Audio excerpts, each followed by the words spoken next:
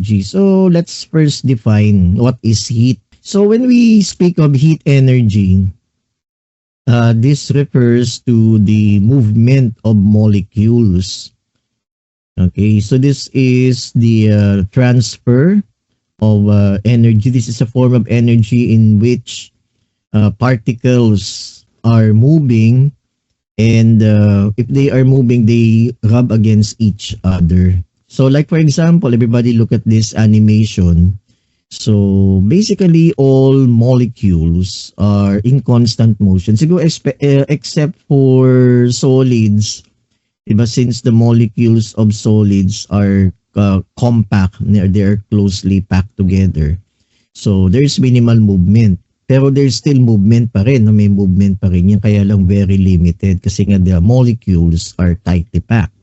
No, unlike liquids and gases, no, liquids and gases may mga spaces between molecules. So may space sila to move. Like in this case, baka this is a gaseous matter ito. And look at the molecules, they are bumping and they are colliding with each other. So that's how we define heat. It is the kinetic movement of molecules. Okay, heat is transferred by particles bouncing each other. Okay, so this is called the particle theory of heat energy. When particles, they move at a much greater pace, that means that the substance will generate more heat energy. So if these molecules, they move much faster, that means that there are more bumps, there are more collisions between molecules. So that is translated as having more heat energy. Okay? But if the molecules are moving or they're moving slowly, there would be less collisions. And if there are less collisions, then that means that there is less heat energy. So that's how we define heat at the molecular level, guys. Basta ang ano lang, guys, ang concept ng heat energy is related to the movement of molecules. Alright? If the molecules are moving quickly, yan kagaya nito, as you could see in our animation, pag mabilis yung movement ng mga molecules, that means there are more collisions, mas nagbubungguan sila. And if there are more collisions, then the substance, whether it is a solid, liquid, or gas, will generate more heat. But if the molecules are moving slowly, pag mabagal yung movement ng molecules, then there would be less collisions, mas konti yung mga bungguan. Then that is translated as having less heat energy. So heat energy is associated with the movement or the kinetic energy or kinetic movement of molecules. Okay? And this is what we call the kinetic theory of heat energy. So pag sinabi natin kinetic theory, yun yung konsepto ng movement ng molecules. Pag mainit ang isang bagay, whether it is a solid, liquid, or gas, mas intense yung movement ng molecules. Pag mas maraming movement, mas maraming bungguan, molecules, they tend to collide more, di mas magge-generate yan ng heat. Ayan na. And if mabagal yung movement ng molecules, edi mas kukonti yung collisions, no? So pag mabagal ang movement ng molecules, edi mas kukonti yung mga collisions. Pag konti yung collisions, edi that is translated as having less kinetic energy. So yun yung konsepto ng heat energy. Okay? Ang tawag dito ay yung kinetic theory of heat energy. Kaya linagay ko dito in other words, kinetic under the kinetic theory of heat, the heat is transferred by particles bouncing into each other. So the more bounces, the more collisions, and there's more heat energy, di ba? The less movement of molecules, there will be less collisions and the less heat. Alright. Okay guys, so tuloy natin ang kwentuhan about heat energy. Okay, what about the units of heat?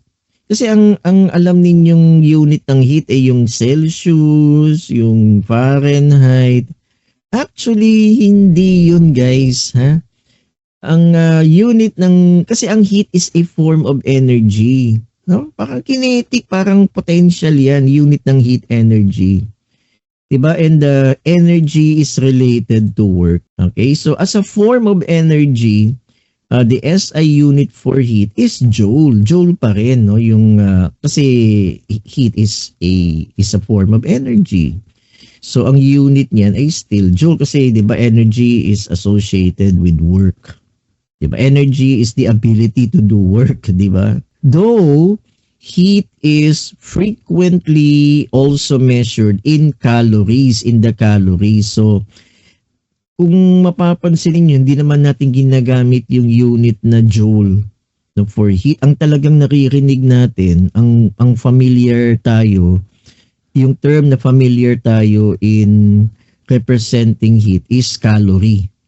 No? Anong ibig sabihin ng calorie? Calorie is the amount of heat required to raise the temperature of water 1 degree Celsius, raising the temperature of 1 gram of water from 14.5 to 15.5, edi 1 degree yun, di ba? So, we define Celsius as the amount of heat needed to raise the temperature of 1 gram of water 1 degree Celsius.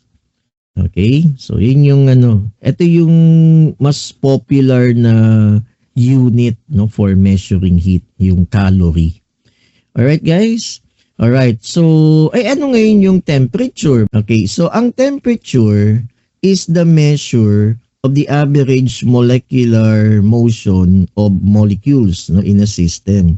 Or in other words, so para simplehan na lang natin tong definition ng temperature. Take note guys, pag sinabi nating temperature, this is simply the hotness and coldness of an object. Yun lang yun. Okay? Or if you want to be more detailed, temperature is the measure of the average molecular movement of molecules, di ba?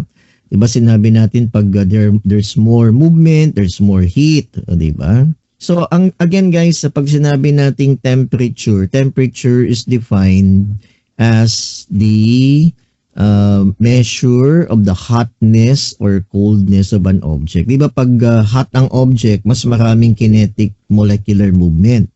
Pag cold ang object, mas kokonti yung molecular movement. So, ganun din, di ba? Pero, if you will consider heat as a form of energy, edi ang unit niyan is calorie, no? Calorie or joule. Yan. Pero mas popular kasi yung calorie. Okay, again, calorie is the amount of heat needed to raise the temperature of 1 gram of water 1 degree Celsius. Okay, let's talk about the mga thermometric scales. So, there are 3 popular thermometric scales. The most popular is centigrade or Celsius. As the word Celsius, it was the unit actually was named after the Swedish scientist Anders Celsius. O yun, doon nakuha yung name na yan. So Celsius is a unit of measuring temperature, Temperature itong pinag-uusapan natin. Okay, so ang Celsius scale is centesimal. Anong ibig sabihin nun? Pag sinabi nating centesimal, it is divided, yung calibrations niya is divided into 100 equal parts. So kung mapapansin nyo dito sa ating illustration yan, we begin at 0, then divided by 100, di ba? So 5, 10, 15, 20, 25, 30, 35, 40, 45, 50, hanggang sa makaabot ka sa 100. Yan, 100 equal parts. Each is called a degree. Diba? So, between 0 and 5, may mga maliliit na calibrations pa yan. Diba? 0, 1, 2, 3, 4, 5. Then, pag 5, 6, 7, 8, 9, 10. O, diba? So, yun ang ibig sabihin ng centesimal hanggang sa makaabot kayo sa 100. So, yung Celsius scale or sometimes this is called centigrade. Centigrade or Celsius. Ang scale na ito is centesimal, meaning it is divided into 100 equal parts. So the lowest is 0, the highest is 100. Pero pwede pang mag-exceed niya, no, depende sa type of thermometer. Pero ang baseline natin is 0 tapos yung 100 kasi water boils at 100 degrees. Ang ating reference is the boiling point of water, which is 100 degrees Celsius or centigrade. So the zero value is conventionally assigned to the temperature of melting ice or even freezing of water into ice. Okay, kasi baka malito kayo ha. Ang water kasi kakaiba. Water has the same freezing and melting point.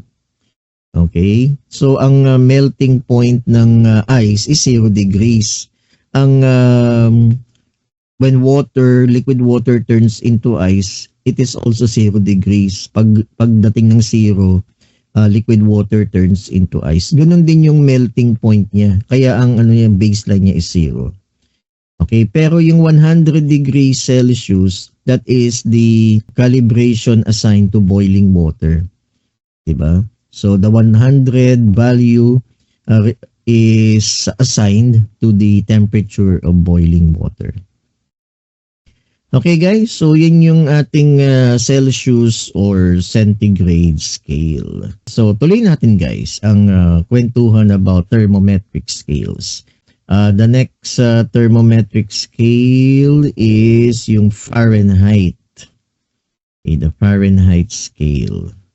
Okay, so Fahrenheit, yung scale na to is was named after the English scientist Daniel Gabriel Fahrenheit. Sige, so yung scale na to is divided into 180 equal parts. No? 180. Hindi kagaya nung sa centigrade or yung Celsius na 100. Ito 180 equal parts. Each calibration or each degree is called a Fahrenheit, degree Fahrenheit. Now, with the symbol yan, degrees Fahrenheit. Okay. So ano ba yung mga designation dito sa Fahrenheit scale? So yung value na 32, so tignan nyo to ha, yung 32 sa Fahrenheit, yan yung that is designated as the freezing and melting point of water. No, sa Celsius kasi 0 di ba? Pero sa Fahrenheit scale, it is 32 degrees Fahrenheit. That is the assigned designation for the freezing point of water. Then sa Fahrenheit scale, water boils at 212 degrees Fahrenheit.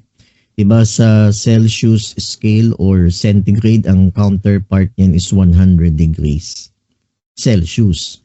Pero sa Fahrenheit scale, 212 degrees Fahrenheit. That's the temperature of boiling water. Bakit ba dalawa-dalawa itong mga scales na to? Di ba? Bakit ba dalawa-dalawa? Okay, kasi guys, nauna kasi yung yung Celsius. Yung nauna yung Fahrenheit. Oo, 'di ba? In history, ang kasi yung Great Britain sila yung dominating superpower noon, 'di ba? Kung maalala ninyo yung inyong history. Okay, so since yung Great Britain was a superpower so yun yung inadapt nilang scale. Then dumating tong si Celsius. Ang Celsius kasi under the metric system 'yan eh. So 'di ba ang standard unit ngayon for measurement is the metric system. 'Di ba yung kilometer, yung meter, ganyan sa temperature Celsius. Kaya lang kasi may mga ibang bansa kasi na yung mga kinolonize ng Great Britain Fahrenheit pa rin yung ginagamit. Like ito, Fahrenheit, gallon, inches, di ba? So, kaya nga gumawa sila ng mga conversion units, di ba? Para ma-convert yung mga different units of measurement. Kagaya nito, Fahrenheit to Celsius, then Celsius to Fahrenheit. Okay? So, yun lang guys. Kaya, huwag tayo masyadong malito. Pero yung standard unit of measurement is yung metric. And yung Celsius, metric system yun. Okay, kaya lang may mga bansa kasi na na nasa English system pa rin, 'di ba? Kaya nga meron tayong conversion factors para ma-convert natin yung one unit of measurement to another. Ayan, so and alam niyo na yung formula no on how to convert, let's say, Fahrenheit to Celsius and Celsius to Fahrenheit. So hang on to that, guys. Kailangan niyo pa rin yan, yung conversion formulas na yan for Celsius and Fahrenheit. Okay, next, we have what we call the Kelvin scale, Kelvin thermometric scale. The Kelvin scale was developed by the British scientist Lord Kelvin. So, in the Kelvin scale, ayan also known as absolute zero, may absolute zero ang Kelvin. Ayan, yun ang lowest possible temperature, which is equal to negative 273 degrees Celsius. So yung absolute zero sa Kelvin, 0 degrees Kelvin, is equal to negative 273 degrees Celsius. Ayan, yung tubig naman, freezing point of water sa Celsius is 0 degrees. Pero sa Kelvin, it's 250 degrees Kelvin. Ito, 273 degrees Kelvin. And then water boils at 373 degrees Kelvin. Yan. Pero sa Celsius, 100 degrees. So, bakit ba may Kelvin pa? Okay na yung Celsius and Fahrenheit. Kasi ang Kelvin scale, guys, ginagamit yan sa pag-measure ng yung mga talagang maiinit. So, like, kunyari yung araw. O alam nga namang gamitin nyo yung Celsius scale sa araw. Baka lumampas tayo, guys. Baka lumampas tayo. So yung Kelvin ang ginagamit in measuring very high temperatures, no, like the sun. O gano'n, di ba? Or like, let's say, boiling metal or yung temperature ng lava. Gano'n. No? Yung mga talagang maiinit. Doon ginagamit yung Kelvin. So, there yun yung tatlong popular na thermometric scale. So, Celsius or centigrade, and we have the Fahrenheit scale, and itong Kelvin scale. Okay, so with that, let us now proceed to heat transfer. And alam naman natin, so I'm sure you're familiar with this. No, nakuha niyo na to siguro sa Gen Sci ninyo when you were in, let's say, in the elementary grades. So, mag-review lang tayo, no? Alam niyo na to. So, how can heat be transferred from one object to another? There are three methods. The first method is called conduction. So, ano ba tong conduction of heat as a form of heat transfer? So, this is the transfer of heat by direct contact of particles of matter. Yan, heat is transferred by conduction when adjacent molecules vibrate against one another. So, tingnan nyo to, guys. Yan, ito. Yan, ito yung mga molecules na yan. So, ito yung source of heat. Itong, let's say, kandila ito. So, yung kandila will agitate the molecules adjacent to it. Yan, di ba? Ma-agitate yan. So, bibilis yung movement nila. Yung movement ng mga molecules dito sa first column will bump with the molecules in the second column. So, ma-agitate naman din sila. Yung molecules na nasa second column will collide with the molecules of the third column, so ma-agitate ulit din sila. So pasa-pasa, parang domino effect yan, guys. So the result, eventually, lahat ng molecules dito ay ma-agitate. Gagalaw sila. So heat is transferred in that method. So from the candila, then dun sa opposite end. Okay, kaya linagay ko dito, this is the transfer of heat by direct contact of particles of matter. Alright, so ano ba yung mga examples nito, no, to demonstrate conduction of heat? Yan, ito, di ba? Usually metals are very good conductors of heat. When metal comes into contact with a heat source, kunyari fire, then yung molecules ng metal will begin to agitate, magbabibrate yan. So, magbabump yan into each other, parang domino effect, hanggang sa makakating dun sa handle. Diba? Kaya in a few minutes, hindi nyo na mahawakan yung pan kasi masyado nang mainit yung handle. So, may mga substances or may mga objects that are very good conductors of heat. No? Like metals, yan, copper, aluminum, yan, mga very good conductors of heat yan, guys. May mga objects naman na very poor conductors of heat. Hindi kaagad na agitate yung mga molecules. So mabagal mag-flow yung heat energy. Like rubber, diba? Rubber is a poor conductor or a good insulator of heat. Kaya dito sa pan na ito, 'di ba, may rubber handle para hindi kayo mapaso. Yung rubber handle na yun is an insulator. Ayan. So yun yung conduction, ha? Alright. Another method of heat transfer is convection. Ayan. Ang convection, guys, ito, I want to make this clear, na pag sinabi natin convection, this is only applicable for fluids. Fluids lang to, ha, either liquid or gases. So, yung mga liquids, they undergo convection. Ang gases also, they undergo convection. Basta fluid, di ba? So, this is heat transfer by movement of a heated fluid. It can be water, or liquid, it can be gas. Okay, this movement occurs into a fluid or within the fluid, and this cannot happen in solids. So sa solids walang convection lang sa solids. Pero sa liquids and gases, convection.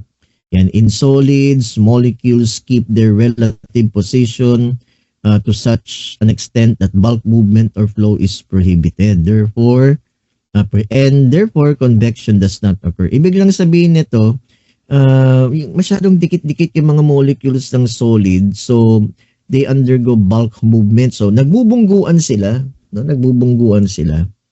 But iba sa sa liquids and gases. Okay, parang ganito yan, guys. So nakikita niyo to, yung red na ito. Yung red na yan, that's a heat source. Heat source yan, ha. Ayan, let's say apoy yan, apoy.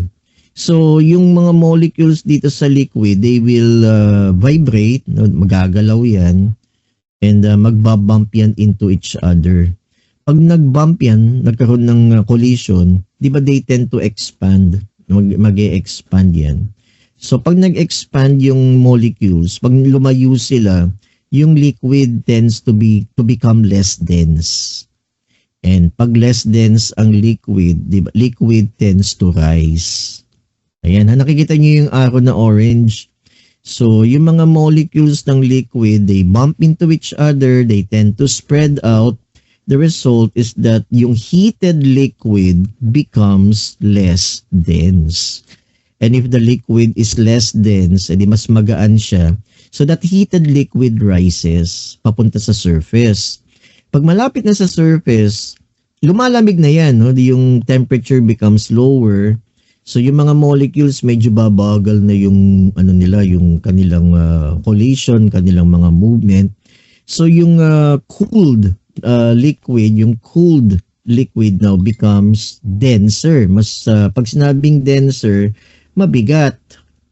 'Di ba, mabigat ngayon siya. And pag mabigat yung liquid, they will sink, no? Yung denser liquid tends to sink, yung blue arrow na 'yan. Then, pag malapit na dun sa flame, ito yung sa stove, iinit ulit ang liquid, magiging less dense, so aakyat ulit. Pag malapit na sa surface, lalamig, magiging denser, so dense liquid sinks. Yan, so if you will notice, sa convection, there is what? There is circulation of liquid or gas. Nagsisirculate lang. And this can be demonstrated in this room. Everybody look at this. So sa room na ito may chimney, may fireplace, 'di ba? So yung apoy na to heats up the air inside the room. The heated air, since there are more collisions of molecules, these molecules, they tend to expand. The expansion of the gas makes the gas less dense. So pag less dense yung gas, the heated gas or the heated air tends to rise. Yun yung orange na arrows. Then pagdating dun sa kisame, medyo lalamig na yan ng konti pag lumayo na dun sa fireplace. The air becomes cooler and cold air is denser. So cold air sinks, yung blue na arrow. So babalik ulit yan. Pupunta ulit yan sa fireplace, may initan, magiging less dense, aakyat yung heated air. Pagdating sa taas, lalamig yung hangin, cold air sinks, So, The point is, guys, may circulation of air inside the room. So heat is distributed in this manner, no?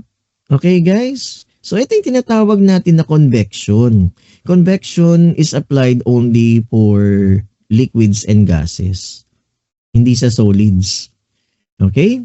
And lastly, we have radiation. Now, radiation is the transfer of heat energy through empty space. So, walang solid, walang liquid, walang gas. So, heat can be transferred through empty space. So, yun yung radiation. So, guys, there are three modes of heat transfer. Heat transfer by conduction, heat transfer by convection. Convection is applied only for liquids and gases. Sa conduction naman, solids. And we have radiation wherein wala. It's empty space. Heat can be transferred through empty space. Yan. No medium is necessary. Alright? Radiation works even in and through a perfect vacuum like sa space. Ayan, eto guys. So, this is how the heat from the sun is transferred to Earth. Kasi wala namang air between the earth and the sun, 'di ba? Vacuum ang space. So the heat from the sun can be transferred to earth via radiation. Ito din kunyari may panggatong, 'di ba? So heat can be transferred through radiation. Pero 'di ba between this, yung yung apoy and yung kamay ninyo, may hangin 'yan eh. O pag may hangin, edi may convection. So, pwedeng, heat can be transferred via convection or heat can be transferred also through radiation. Yan, di ba? Di ba guys? Kasi, eto nasa Earth tayo eh, may hangin eh. Between the fire and yung hand ng, ng person, there's air. So, pag may hangin, may convection. Di ba? Okay guys? So ayan, ito yung perfect example ng heat transfer na na walang medium. So this is radiation, yung how the sun transfers heat to our planet. So, kasi wala namang medium, vacuum siya, 'di ba? All right guys, so there, those are the three types of heat transfer. Heat transfer by conduction, heat transfer by convection. And this is applied for liquids and gases, and heat transfer by radiation. All right. Okay, guys. So let's talk about now some practical aspects of ito yung heat transfer. Yung flask is a perfect example of the application of conduction, convection, and radiation, guys. Yan. Tignan niyo yung loob. Ayan, tignan niyo yung loob. Yung muna, pag-usapan muna natin yung takip, yung stopper. Yan, yung takip ng flask. Saan gawa yung takip ng flask? Yan, di ba? Plastic is a good insulator, guys. Di ba? So, pag good insulator yung stopper, that means heat cannot be transferred via conduction. Kasi hindi pwedeng makalabas yung heat kasi nga yung stopper insulator yan. So there is no heat transfer via conduction kasi nga yung stopper is made of plastic, which is a good insulator. Pero guys, itong metallic flask, kung mapapansin nyo, yan, double layered yan. Kaya medyo mabigat yung flask. Double layered yan. So may outer layer and may inner layer. Tignan nyo guys, parang makapal yung wall niya kasi may outer layer siya, saka may inner layer. O sige nga guys, tell me, yung inner layer, tignan nyo, anong kulay ng inner layer? Sige, silipin nyo yung loob guys. Ano yan? Anong kulay? Okay, silver. Yan, silver guys, silver. Para saan yung silver coating na yan? Reflective, yun yung reflective coating made of silver. So, ano ang purpose nun? So, ang purpose ng silver lining na yan, yung reflective coating, is to prevent the transfer of heat via radiation. So yung heat nire-reflect pabalik sa loob. Let's say yung liquid na to mainit. O kunyari hot chocolate yan. So yung init, magre-reflect yan pabalik do sa loob. So hindi nakakawala yung init, so the heat there is preserved. Kung malamig na ano yan na soft drinks, ganun din. Heat cannot enter via radiation kasi may reflective coating. May silver lining yung yung inner wall. Your flask is an epitome of science. Science yan. Oo, tapos we take it for granted. Inom lang tayo. But ang thermos shows many scientific principles. Di ba? Okay, so balik tayo sa kwentuhan tungkol sa flask. Di ba sinabi ko kanina, double layered yan. So may outer layer na metal, tapos may inner layer na coated with silver. In between, sa gitna nun, between the outer and yung inner wall, is a vacuum. Or partial vacuum or a total vacuum. Para saan yung vacuum na yan, guys? Bakit walang hangin dyan? Partial vacuum or total vacuum yung space na to between the outer wall and the inner wall. Ano ba ang vacuum? Di ba walang hangin? Di pag walang hangin, edi there is no way to transfer heat via convection. Di ba, guys? Di ba? Pag walang hangin, edi walang convection. Pag walang convection, edi hindi makakalabas yung heat dyan. Hindi rin makakapasok yung heat. Di ba? Kasi walang hangin yung gitna niyan eh. So, it will prevent the transfer of heat via convection. Kaya yung liquid sa loob, yung temperature ng liquid sa loob stays more or less the same. Hindi siya kaagad lumalamig kung mainit yan. Kung malamig yan, hindi kaagad umiinit. Yun yung the magic of the thermos box. So, yung takip, yung stopper, is made of plastic. And plastic is a good insulator. It will minimize heat transfer by conduction. Yung gitna ng outer and inner wall is a vacuum. And that will prevent the transfer of heat via convection. Then yung inner wall, silver yan, silver lining.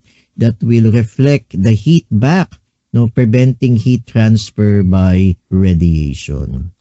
Yun, guys, that is the magic. That's the magic of science. Yan yung conduction, yung thermos bottle, 'di ba, no? Kaya every time na uminom kayo diyan, isipin niyo yan. Pero ito, tanong guys. Hindi lumalamig o hindi umiinit yung nasa laman, pero kung mainit, kunyari hot chocolate yan, bakit lumalamig? Di ba? O kaya kung kung soft drink siya na malamig, bakit umiinit eventually? Mga ilang oras lang umiinit. Bakit eventually, kung yung malamig dyan na nasa laman, umiinit, kung yung mainit na nasa lumalamig, bakit? Bakit, guys? Kasi binubuksan nyo di ba?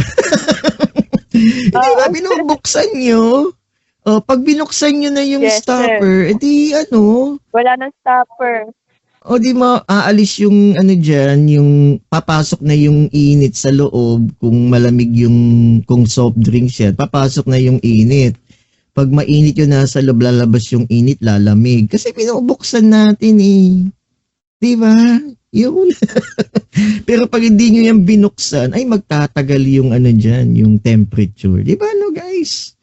Yun, binubuksan natin yun lang yung sagot. Di ba? Alright, so there, guys. Ayan. Ito din yung principle ng Coleman. Alam niyo ba yung Coleman? Yung Coleman, guys, di ba? Ano bang kulay ng inner wall ng Coleman? Di ba puti? Para mag-reflect yung heat or yung lamig pabalik.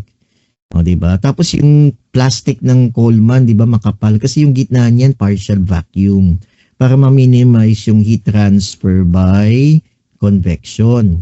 Tapos plastic ang Coleman That is to minimize heat transfer by conduction. 'Di ba kasi plastic is a good insulator of heat. O 'di ba guys? Yun yung principle. Alright, a thermos flask contains an evacuated chamber that acts as an insulator. 'Di ba? Evacuated chamber meaning vacuum. No? Since a vacuum contains no matter, there's no air, it cannot transfer heat by conduction or convection. Diba no? Alright, then radiation heat can be transferred to a vacuum. To prevent that type of heat transfer, most vacuum thermos o yung flask ninyo have their inside silvered, no, to reflect the radiation. Diba guys? Alright? O, diba?